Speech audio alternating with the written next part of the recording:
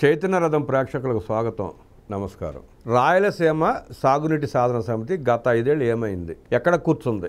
ఎన్నికల హామీ మేరకు సిద్ధేశ్వర నిర్మాణం, గుండ్రేవల రిజర్వాయర్, వేదవతి ఎత్తిపోతల పథకాలపై కూటమి ప్రభుత్వం కార్యాచరణ చేపట్టకపోవడంపై ప్రజలు తీవ్ర ఆవేదనతో ఉన్నారని, రాయలసీమ ప్రాజెక్టులు శిథిలావస్థకు చేరుతున్నా ప్రభుత్వం పట్టించుకోకపోవడం దారుణమని, ఏపీ అంటే అమరావతి పోలవరమే కాదన్న సంగతిని పాలకులు గుర్తెరగాలని, రాయలసీమపై కొనసాగుతున్న వివక్షపై ఈ నెల 31న సంగమేశ్వరం బహిరంగ సభలో విస్పష్టంగా ప్రజలకు వివరిస్తామని, రాయలసీమపై వివక్ష తగదంటూ రాయలసీమ సాగునీటి సాధన సమితి అధ్యక్షుడు బొజ్జ దశరథ రామిరెడ్డి గారు అన్నారు. సంతోషం. నిజంగా బొజ్జ దశరథ రామిరెడ్డి గారికి రాయలసీమ సాగునీటి సాధనపై ఎంత ప్రేమ ఉన్నదో, గత 5 ఏళ్లు రాయలసీమలో అత్యంత ప్రాధాన్యత ఉన్న సాగునీటి రంగాన్ని, రైతాంగం శ్రేయస్సును విస్మరించి సాగునీటి ప్రాజెక్టులను పాడుపెట్టారు.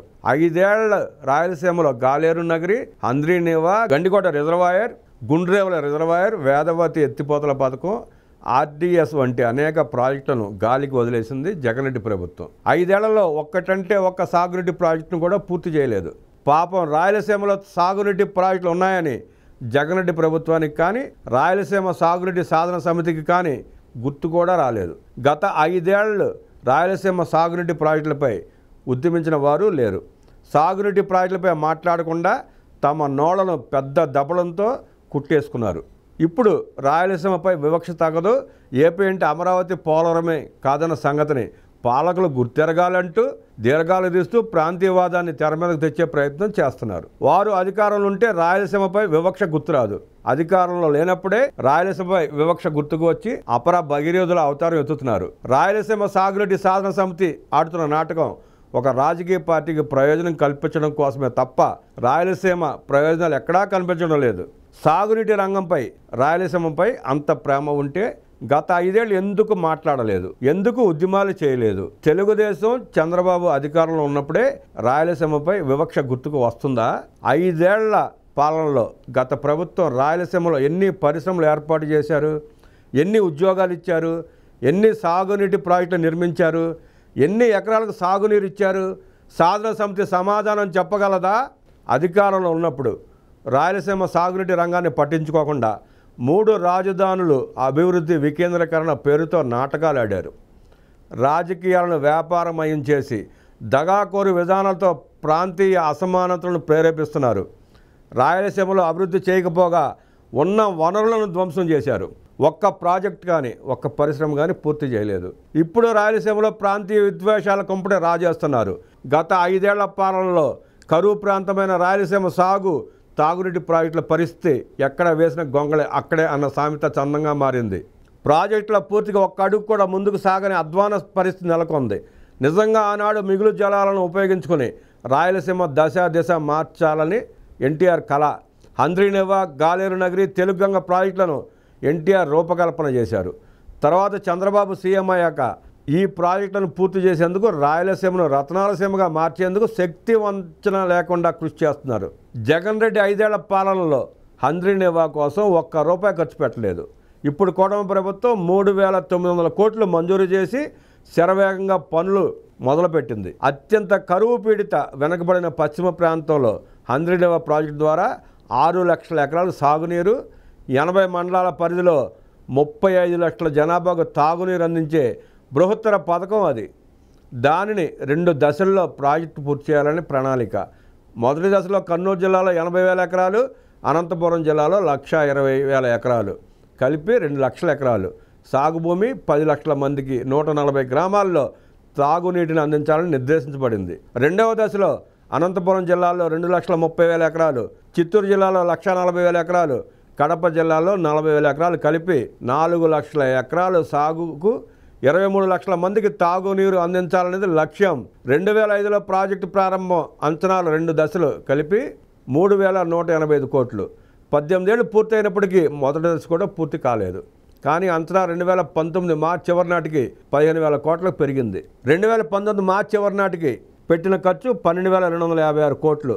కానీ ప్రభుత్వ అంచనాల ప్రకారం 2023 నాటికి పూర్తి చేయాలని లక్ష్యం. అప్పటికి 19,800 కోట్లు అవసరం అవుతుందని అంచనా. కానీ 2023 నాటికి పూర్తి కాలేదు. ప్రతిపక్షంలో ఉన్నప్పుడు జలకథలు వినిపించి అధికారంలోకి వచ్చిన జగన్ రెడ్డి హయాంలో కూడా అత్యంత ప్రాధాన్యత ఉన్న హంద్రీనివా ప్రాజెక్టు నిర్మాణం నిలిపివేశాడు. జగన్ రెడ్డి ప్రభుత్వం విడుదల చేసిన జీవో నెంబర్ 365తో ఎక్కడ ప్రాజెక్టులు అక్కడే నిలిచిపోయాయి. జగన్ రెడ్డి ప్రభుత్వ కొలువు తీరే నాటికే హెచ్ఎల్సి ఆధునీకరణ 67% పూర్తయింది. మిగిలిన పనులకు నిధులు విడుదల చేయకుండా రాయలసీమ రైతులను దారుణంగా దగా చేశాడు జగన్ రెడ్డి.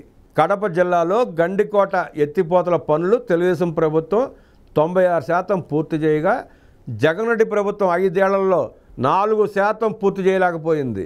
6 లక్షల ఎకరాల ఆయకట్టు ఉన్న హంద్రీనివా ప్రాజెక్టు పూర్తికి తెలుగుదేశం ప్రభుత్వం 4,000 కోట్లు ఖర్చు చేయగా జగన్ రెడ్డి ప్రభుత్వం కేవలం 500 కోట్లు ఖర్చు చేసింది. తెలుగుదేశం హయాంలో మొదటి ఫేజు 84% పూర్తి చేసింది.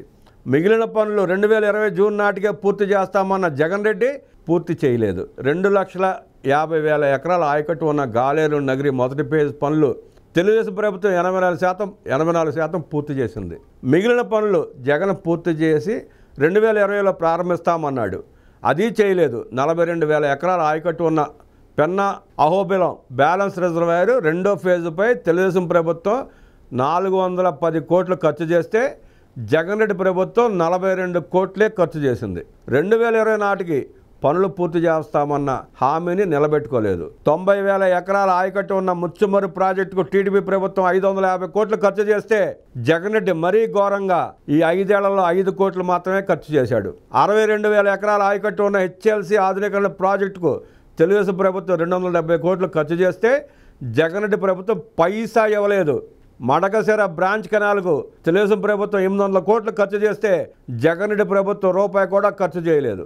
గత తెలుగుదేశం ప్రభుత్వం రాయలసీమలో 102 ప్రాజెక్టులకు పిలిచిన టెండర్లు రద్దు చేసి ప్రీ క్లోజర్ చేశారు. మళ్ళీ 5 ఏళ్ల వరకు పనులు చేపట్టరాదని జీవో ఇచ్చారు. టీడీపీ 5 ఏళ్ల హయాంలో పెద్ద ప్రాజెక్టులు చిన్న నీటి వనరులతో కలిపి సాగునీటి రంగానికి 68,000 కోట్లు ఖర్చు చేయగా వైసీపీ ప్రభుత్వం 5 ఏళ్లలో 25,000 కోట్లు మాత్రమే ఖర్చు చేసింది. తెలుగుదేశం ప్రభుత్వం మొత్తం బడ్జెట్లో సాగునీటి ప్రాజెక్టులకు 10% ఖర్చు చేస్తే జగన్ ప్రభుత్వం 3% ఖర్చు చేసింది.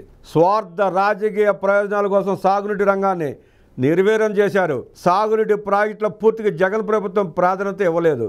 బడ్జెట్లో నిధులు కేటాయింపులే తప్ప ప్రాజెక్టుల పూర్తిగా రూపాయి కూడా విడుదల చేయలేదు. ఫలితంగా పనులు పూర్తిగా నిలిచిపోయాయి. ఆనాడు మిగులు జలాల ఆధారంగా చేపట్టిన ప్రాజెక్టులని నీటిని కేటాయించి రాయలసీమ సాగునీటి సమస్యకు శాశ్వత పరిష్కారం చూపాలని తెలుగు గంగ, గాలేరు నగరి, హంద్రీనివా, వెలుగొండ ప్రాజెక్టులను యుద్ధ ప్రాతిపదికన పూర్తి చేయాలని పనులు పరుగులు పెట్టించారు చంద్రబాబు నాయుడు. కానీ తర్వాత మిగులు జలాలు, నికర జలాలు అడగబోమని బ్రిజేష్ కుమార్ ట్రిబ్యునల్కి అప్పటి ముఖ్యమంత్రి రాజశేఖర రెడ్డి 2006 మార్చి 2న రాసిన లేఖ ఆంధ్రప్రదేశ్కి శాపమైంది. అప్పుడు సాగునీటి సాధన సమితి ఎందుకు మాట్లాడలేదు? అప్పుడు రాయలసీమ హక్కుల పోరాట సమితి ఎందుకు ప్రశ్నించలేదు? జగన్ రెడ్డిని, రాజశేఖర రెడ్డిని ఎందుకు నిలదీయలేదు?